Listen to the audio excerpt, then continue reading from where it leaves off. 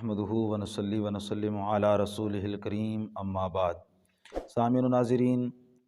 ہمارے بر صغیر پاک و ہند کے اندر ایک عجیب و غریب رسم ہے جو شادی کے اوپر ادا ہوتی ہے۔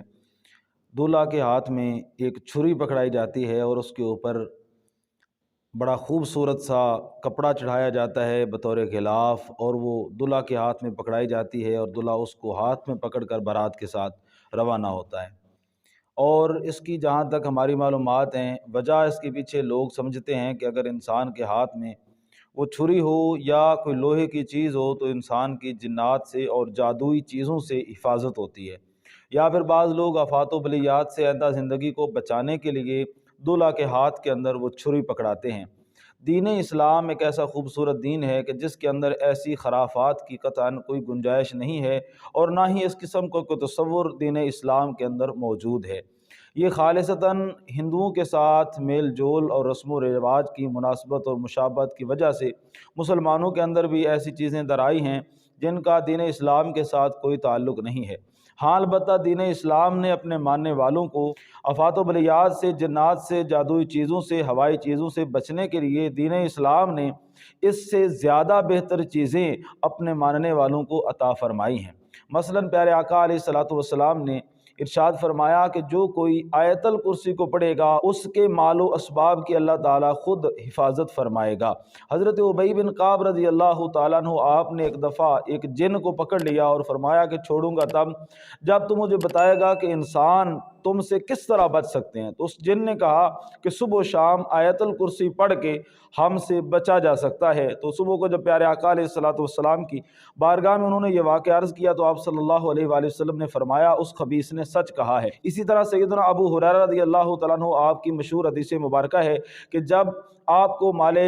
غنیمت کی رکھوالی کے لیے رسول اکرم صلی اللہ علیہ وآلہ وسلم نے مقرر فرمایا، اور ہر رات ایک چور آتا رہا، آپ اس کو پکڑ لیتے اور پھر وہ منت سمارت کرتا، اپنی غربت کی داستانیں سناتا، اور حضرت ابو ہریرہ اس کو چھوڑ دیتے، اور صبح جب بارگاہ رسالت مآب میں حاضر ہوتے تو آپ صلی اللہ علیہ وسلم ان کے حاضر ہونے پہ پوچھتے کہ ابو ہریرہ سناؤ وہ رات والے چور کا کیا بنا ہے۔ جب یہ دوبارہ حاضر ہوئے تو آپ صلی اللہ علیہ وسلم نے فرمایا کہ یہ پھر آئے گا، تم اس کا خیال رکھنا۔ تو یہ آخر بار آیا تو حضرت ابو ہریرہ رضی اللہ تعالیٰ عنہ نے فرمایا کہ میں تجھے چھوڑوں گا نہیں۔ تو اس نے کہا مجھے اب چھوڑ دیں، میں آپ کو ایک ایسا عمل بتاتا ہوں کہ اگر آپ وہ کر لیں گے تو تمہارے مال کی ہر قسم کی چوری سے حفاظت ہوگی۔ تو وہ عمل آیت الکرسی کا عمل تھا کہ جو یہ پڑھ لے گا اس کے مال و اسباب کی حفاظت ہوگی۔ تو آیت الکرسی ایک ایسی چیز ہے کہ جس گھر میں پڑھی جاتی ہے شیطان 1 مہینے تک اس گھر سے دور ہو جاتا ہے، اور جادوگر کا زور 40 دنوں تک اس گھر پہ نہیں چل سکتا کہ جس گھر کے اندر آیت الکرسی کی تلاوت کی جاتی ہے۔ آیت الکرسی اگر انسان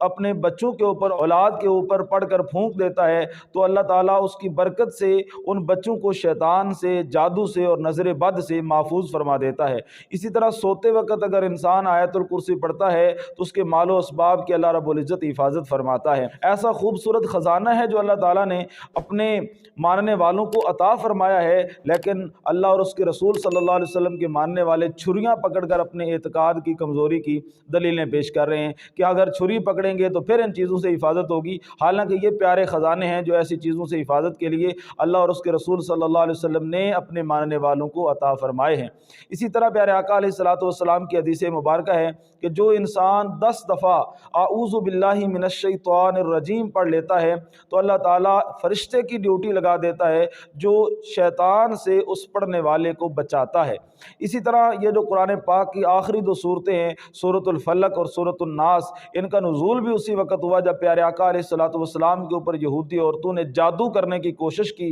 تو آپ صلی اللہ علیہ وسلم کو دکھایا گیا اور وحی کے ذریعے بتلایا گیا کہ فلاں کنویں کے اندر انہوں نے جادو کر رکھا ہے۔ تو مولا علی المرتضیٰ شیر خدا کرم اللہ تعالی وجہ الکریم کو پیارے آقا علیہ الصلوۃ والسلام نے بھیجا اور وہ چیزیں وہاں سے نکال لائے۔ ایک کنگھی تھی اور کچھ بال تھے، اور ان کے اوپر انہوں نے پڑھ کے جادو کر کے گریں لگا کے وہاں پہ رکھا ہوا تھا۔ تو یہ 2 صورتیں نازل ہوئیں، ان دونوں صورتوں کی ملا کے 11 آیتیں بنتی ہیں، اور 11 گرہیں انہوں نے لگا رکھی تھی جادو کی۔ تو ایک ایک آیت مبارکہ کی تلاوت کی گئی اور ایک ایک گرہ کھلتی چلی گئی اور اس طرح اس جادو کا جو پردہ تھا وہ فاش ہو گیا اور وہ جادو کا جو زور تھا ختم ہو گیا۔ تو عرض کرنے کا مطلب یہ ہے کہ یہ دو صورتیں ہیں ہی اسی کام کے لیے۔ پیارے آقا علیہ الصلوۃ والسلام ہر روز سوتے وقت سورۃ الفلق اور سورۃ الناس کو پڑھ کر اپنے ہاتھوں کے اوپر پھونک کر اپنے پورے جسم کے اوپر مال کر سوتے تھے۔ تو یہ چیزیں ہیں جو اللہ تعالیٰ نے دین اسلام کے ماننے والوں کو عطا فرمائی ہیں، اور دین اسلام کے ماننے والوں کو اس قسم کی ہندوانہ اور فضول قسم کی چیزوں، رسومات اور توہمات سے